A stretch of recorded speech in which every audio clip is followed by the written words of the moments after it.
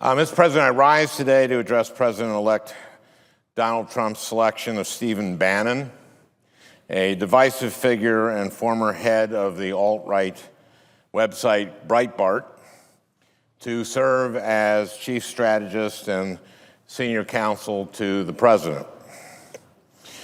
In the early hours of November 9th, after it became clear that he had officially won the race for the White House, President-elect Trump appeared before his supporters to deliver a victory speech. He said in this quote, "Now it's time for America to bind the wounds of division. To all Republicans and Democrats and independents across this nation, I say it is time for us to come together as one united people." After a long and contentious campaign, it seemed to me that the president-elect implicitly acknowledged that some of the rhetoric used during the race had alienated and offended many of our communities. He said, quote, "I pledge to every citizen of our land that I will be the president for all Americans, that I will be president for all Americans." Now, Mr. President, it's no secret that I did not support President-elect Trump during the campaign. But despite the fact that I disagree passionately with our president-elect about the best way to approach many, if not most, of the challenges facing our nation, I truly believe that there are places where we can find some common ground. We both understand the need to rebuild our nation's crumbling infrastructure and to send Americans back to work repairing our roads and bridges and our schools. Both President-elect Trump and I support closing the carried interest loophole, which allows private equity and hedge fund managers to avoid paying their fair share of taxes. These are issues on which I look forward to working with the next administration. So you can understand, Mr. President, why I was encouraged by President-elect Trump's call for unity, because once an election is over and the heat of the campaign has subsided, the American people expect our leaders to come together, to find common cause, and to get to work solving our nation's problems. So I was disappointed when, just a few days later, I learned that the president-elect had selected former Trump campaign CEO Stephen Bannon to serve as his chief strategist and senior counsel, a position the president-elect described as an, quote, equal partner, unquote, to his incoming White House chief of staff. The selection of Mr. Bannon to serve at the very highest level of our government does not signal a willingness to set aside our differences and embrace unity. Far from it. You see, Mr. President, before Mr. Bannon joined the Trump campaign, where he was widely credited as the chief architect of its most corrosive tactics, Mr. Bannon was the executive chairman of Breitbart News. Now, Breitbart News, for those who are not familiar with it, is a conservative website founded by the late Andrew Breitbart. Even from its inception, Breitbart was a bastion of far-right ideology whose writers and editorial editors unapologetically courted controversy. But the site took a darker turn shortly after Mr. Bannon took it over in 2012. "I think anger is a good thing," Mr. Bannon is quoted as telling a gathering of conservative activists, and it shows. Mr. Bannon guided Breitbart away from more mainstream conservative opinion to instead traffic in an ideology of racism, misogyny, xenophobia, homophobia, and anti-Semitism. Even a former Breitbart editor who has lamented the site's hard shift to the extreme right described its comment section as, quote, turning into a cesspool for white supremacist meme makers.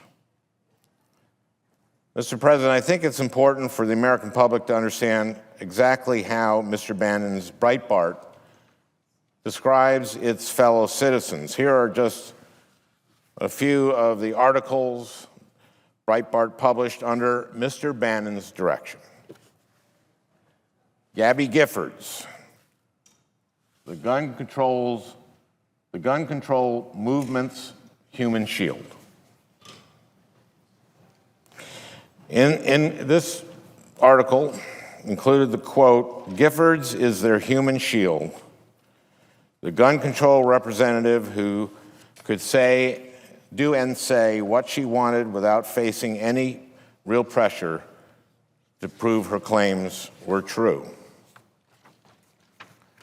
2 weeks to the day after 9 people were murdered at the Emmanuel AME Church in Charleston, South Carolina, Breitbart published, hoisted high and proud, the Confederate flag proclaims a glorious heritage. In the article, the writer asked, quote, Barack, you might just want to remind us again which state of the Union, North or South, your ancestors resided in during the traumatic years 1861 to 1865, or did Kenya not have a dog in that fight? In Political Correctness Protects Muslim Rape Culture, the author describes cases of sexual assault in Europe, but warns, quote, you won't hear much about it in the U.S. mainstream media because the epidemic is a byproduct of the influx into Europe of 1 million, mostly Muslim migrants. Mexico is sending us colonists, not immigrants, is a story in which readers are warned that, quote, Mexico sees Mexicans in the United States as strategic assets in every sense of that word. They are seen as extensions of the Mexican state and partners in Mexico's plan.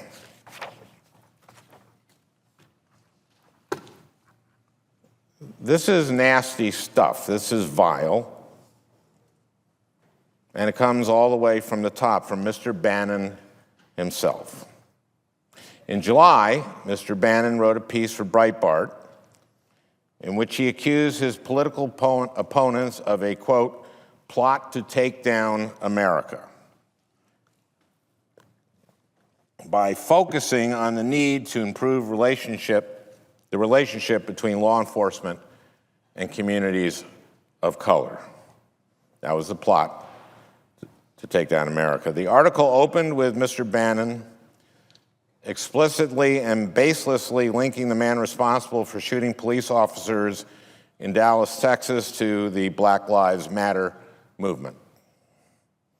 Mr. Bannon wrote, quote, 5 police officers are murdered in Dallas by a hashtag Black Lives Matter type activist turned sniper. There's no question that the Dallas shooter was a troubled man who harbored hate in his heart, a man who investigators determined was himself motivated by racist ideologies. But there is no evidence suggesting that the shooter was a member of Black Lives Matter, a movement born in opposition to violence and hate. He was not a, quote, activist turned sniper, a turn of phrase Mr. Bannon crafted to suggest that the two roles exist along a continuum, to suggest that it's only a matter of time before the peaceful protester takes out arms.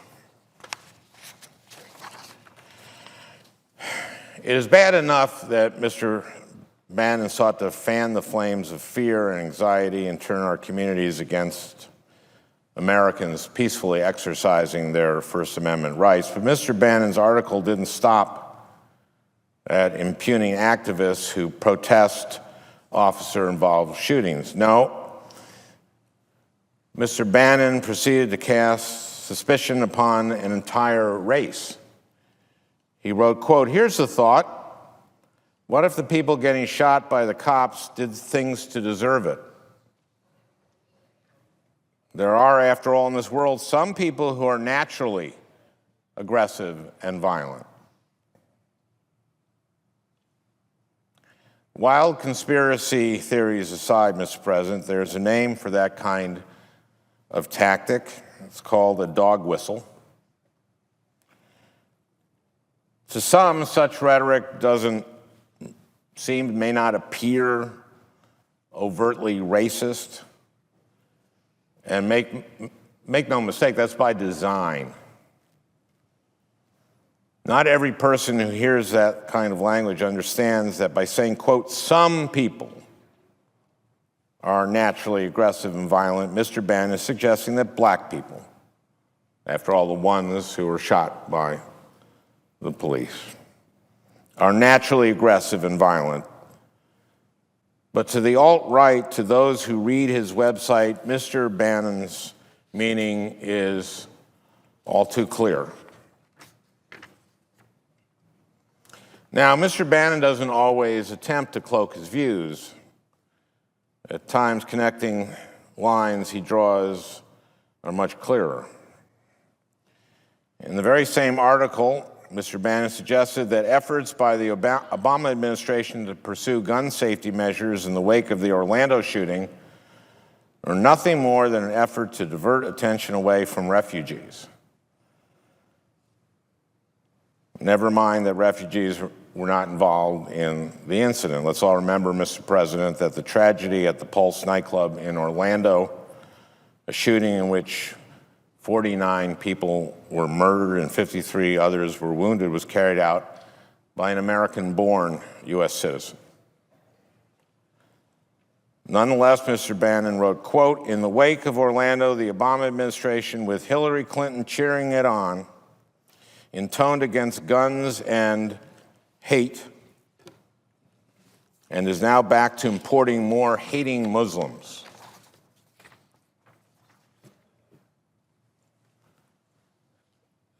To suggest that members of a peaceful protest movement like Black Lives Matter were in league with a cold-blooded killer, that the sympathies of the President of the United States lie not with the victims of gun violence, but instead with those who would seek to do us harm. To pit members of vulnerable communities against one another, LGBT people against refugees, peaceful protesters against the cops who rush to shield them from gunfire, is abhorrent.